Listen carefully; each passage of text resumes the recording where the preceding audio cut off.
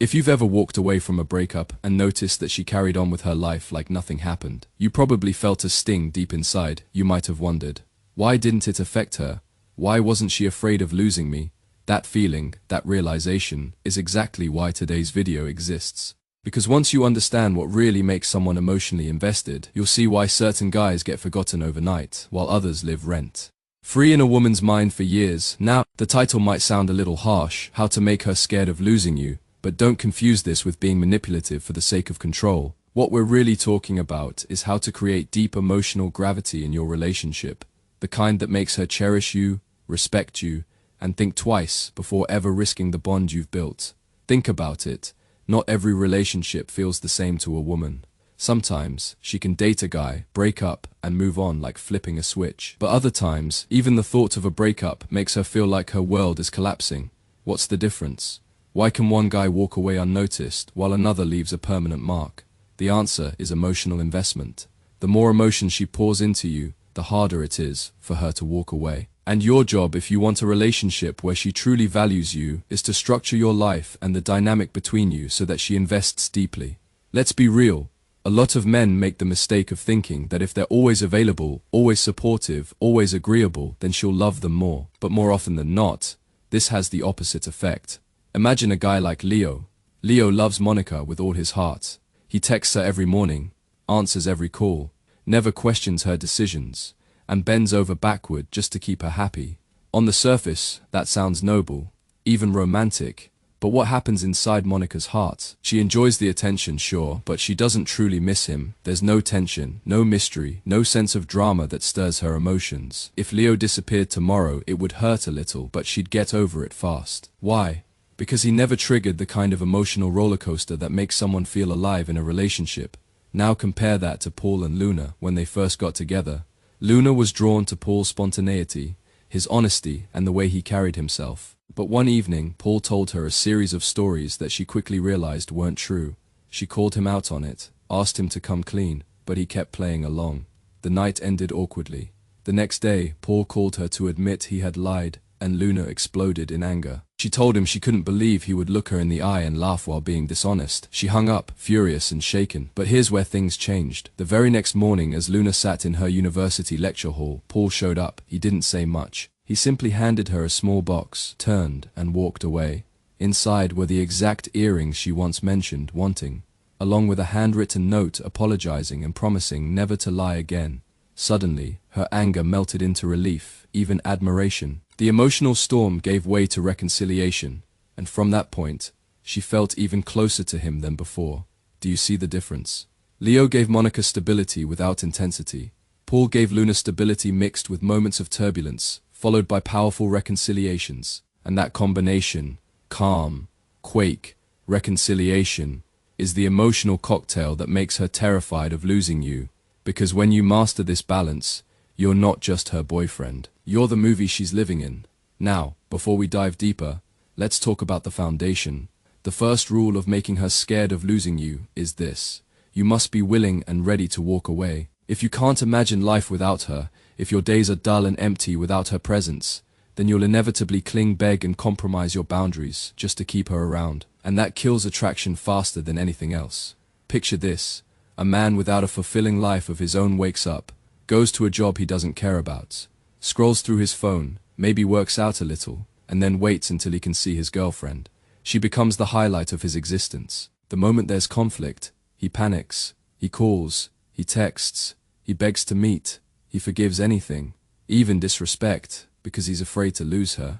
Eventually, she stops respecting him. To her, he's just a puppy that can't live without his owner.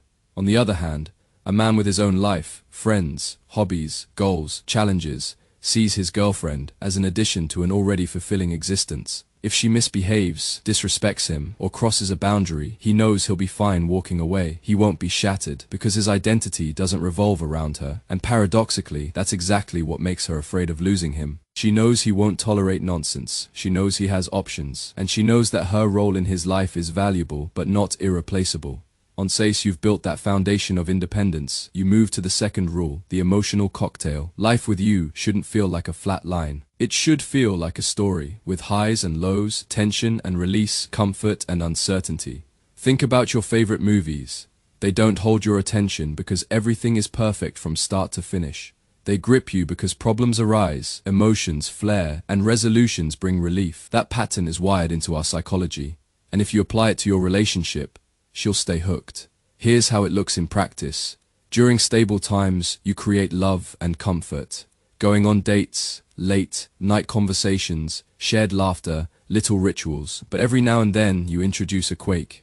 It might be a disagreement, a boundary you enforce, or even just pulling back a little to remind her that you have your own world. That quake shakes her emotions. She feels tension, a hint of insecurity, maybe even fear.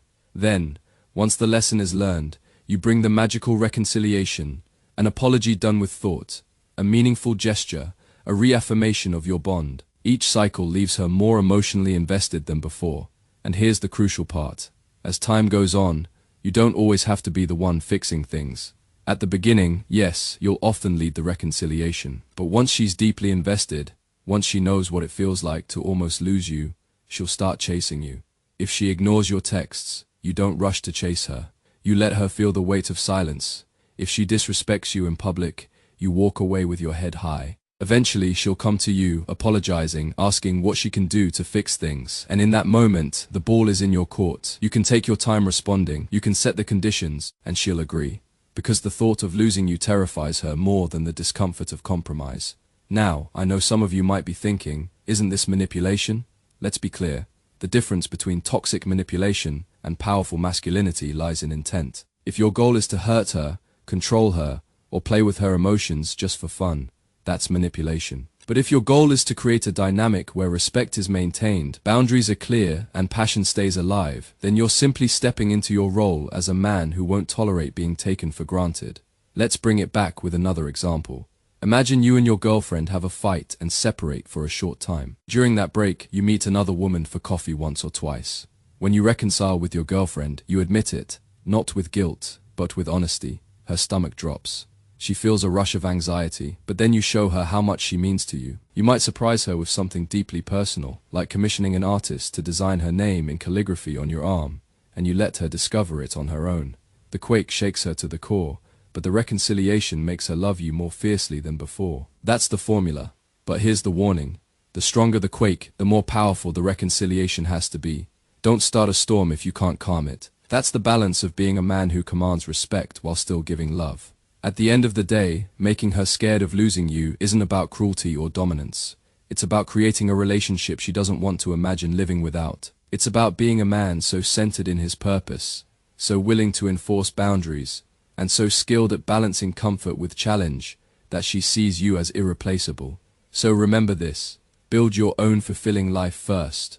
Never be afraid to walk away. Then craft the emotional cocktail: stability, quake, reconciliation, again and again, like the storylines in movies that keep us glued to the screen. Do this right, and you won't have to wonder if she's scared of losing you. She'll show you, every single day, in the way she treats you, respects you, and cherishes the bond you share. And if you've made it this far into the video, I want to thank you. You're not just a viewer. You're someone who's ready to take relationships seriously, to stop settling for being taken for granted, and to step into a role where your presence truly matters. If you have questions, drop them in the comments, and I'll make sure the next video answers what you need most. Until then, stay strong, stay centered, and remember, you are the prize.